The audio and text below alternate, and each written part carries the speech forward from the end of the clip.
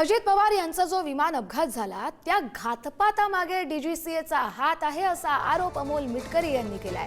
DGCA Ajit Pawar यांच्या विमान अपघाताचा मास्टरमाइंड आहे असं देखील मिटकरी म्हणतायत। अजितदादांच्या विमानाबाबत डीजीसीए कडून असंवेदनशीलता दाखवली जाते, त्यामुळे पायलट सुसाईड बॉम्बर होता का याची चौकशी झाली पाहिजे अशी देखील मागणी अमोल मिटकरी यांनी केली आहे। व्हीएसआर कंपनीची विमानं डीजीसीएच्या परवानगीशिवाय उडू शकत नाहीत आणि अजितदादांसारख्या नेत्याच्या विमानाच्या बाबतीत जर इतकी असंवेदनशीलता डीजीसीएला होती तर याचा अर्थ स्पष्ट आहे, अजितदादाच्या घातपातामागे डीजीसीएचाच हात आहे असा आमचा सर्वांचा अंदाज आहे।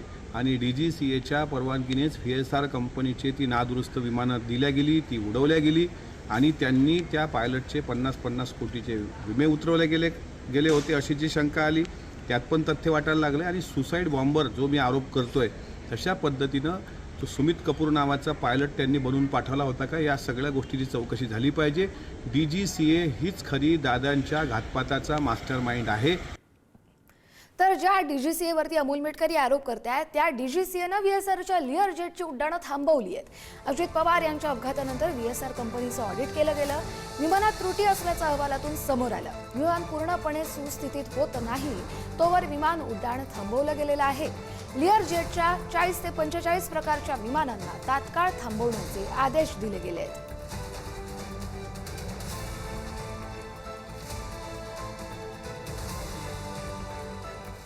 व्हीएसआर कडे 5000 तासांपैकी 1800 ते 2000 तासांचाच रेकॉर्ड आहे। विमान अपघाताची चौकशी जाणून बुजून लांबवली जाते असा सवाल विमान अपघात चौकशी प्रकरणी रोहित पवार यांनी उपस्थित केला। त्यांनी या संदर्भात एक्सपोस्टही केली आहे। त्यांनी नेमकं काय म्हटलं ते आपण पाहूयात।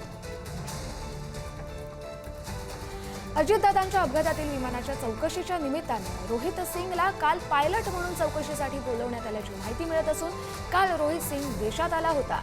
व्हीएसआर कडे विमानाच्या 5000 तासांपैकी केवळ 1800 ते 2000 तासांचा रेकॉर्ड उपलब्ध असून उर्वरित 3000 तासांचे रेकॉर्ड्स उपलब्धच नसल्याची धक्कादायक माहिती समोर येते। या मिसिंग रेकॉर्डची हेराफेरी बनवाबंदी व्हीएसआरला करता यावी यासाठी चौकशी जाणून बुजून लांबवली जाते का असा सवाल त्यांनी केलाय। महाराष्ट्राचा लोकनेता गेला असताना अपघाताला जबाबदार कंपनीच्या मालकाला केवळ पायलट म्हणून चौकशीसाठी बोलावलं जात असेल तर याचा अर्थ काय घ्यायचा। दादांच्या अपघाताच्या गुन्हेगारी अँगलची चौकशी सीआयडी करत असताना व्हीएसआरचा मालक भारतात आला असेल तर डीजीसीएनं सीआयडीला कळवणं आवश्यक का समजलं नाही। डीजीसीए आणि व्हीएसआरची मिलीभगत यंत्रणांचा एकमेकांशी असलेला संवाद बघता अजितदादांची यांच्या लेखी किती किंमत आहे हे कळून चुकलंय। केंद्र आणि राज्य सरकार थोडं गांभीर्य दाखवेल ही अपेक्षा आहे अशा शब्दात रोहित पवार यांनी एक्सपोस्ट केली आहे।